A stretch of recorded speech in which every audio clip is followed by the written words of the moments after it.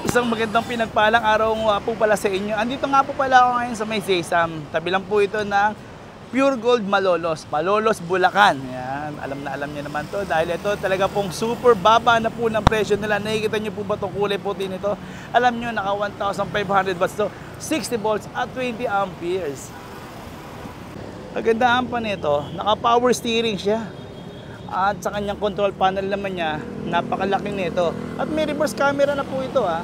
Pagdating naman po dito sa kanyang sound system, meron po tayo rito na pwede nyo lagyan ng USB nyo na paborito yung music. Yan. Pwede nyo po kayong, habang nag-aantay po kayo ng mga apo or mga anak, yan, meron kayong sounds dyan. At sa loob naman po, makikita nyo rin naman, meron siyang extra mini pan dyan. Siyempre, pagka tag-init. At sa loob naman, napakaganda rin ng kanyang upholstery. Yan. Nakikita niyo po ba yung mga upholstery na yan? At meron siyang extra tire. Ayan. At meron siyang libreng trapal ha. Sa labas naman po, makikita niyo po yung, ayan, nakikita niyo po yan. Meron siyang crown light din dito. At meron siyang roof luggage din dito na pwedeng lagyan ng ating mga bag para pag magsusundo tayo sa ating mga anak. Ayan. Ngayon, dito naman po sa may harapan, nakikita niyo po ba yan? Sa may harapan, meron tayong extra bag din, basket din dito at napakaganda po ng kanyang puting kulay. Meron din siyang gray at meron ding blue. Ayan, nakikita niyo po ba yan? Sa kanyang wiper, naka-automatic wiper na rin po yan. At sa harapan naman yan, meron din tayong bumper.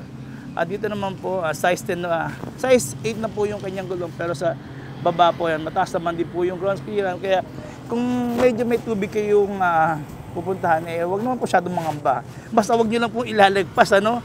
Pero tingnan nyo naman po kasi yung ground clearance yan, napakataas na.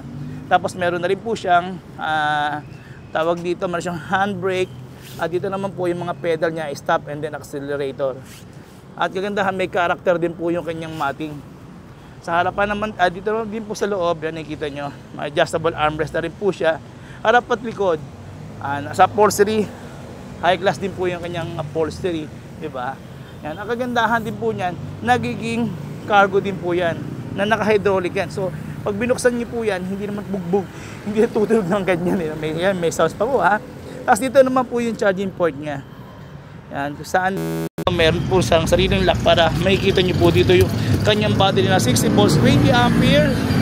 At dito naman po, makikita niyo meron din po kayong lock din dito sa luggage niyo na pwede kayong mag-iwan ng mga napamalengke niyo na hindi mawawala kasi safe na safe din po yan, di ba?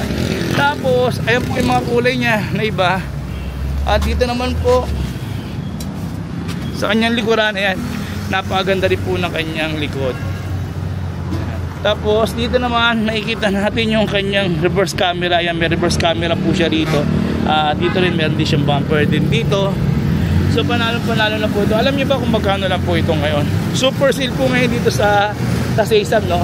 Yun nga po, tabi lang po siya ng Malolos. Ayan, no? Ng Malolos Pure Gold. Yan, ng Twin Plaza. Ayan, tabi lang din po sila ng Twin Plaza. May kita nyo na itong Sesam. Alam nyo kung magkano na lang po ito? 60,000 na lang po yan. Mamimili lang po kayo ng kulay ng gusto nyo. Ano pang inaantay nyo? Visit nyo rin po yung kanilang Sesam FB page. At everyday po silang open. Dito po ito sa Malolos, Bulacan.